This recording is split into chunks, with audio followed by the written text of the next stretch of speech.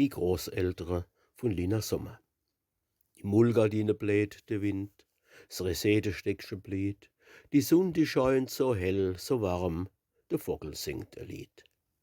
Trotz all dem stille Friede do, Uru ringsumher, grad so, wie wann 'n liebe Besuch heit zu erwarte wär. Da kommt, so lang und heiß ersehnt, e Telegrafenbot. 4 Aare leichten tausendfroh, 2 Herze danken Gott. Die neigebacke Großmama macht geschwind jetzt e Paket mit 100 kleine Sächelchen, wo se gestrickt, genäht. Der neigebacke Großpapa kramt im Kommödchen rum, holt ausrangiertes Spielzeug her und bastelt dra rum.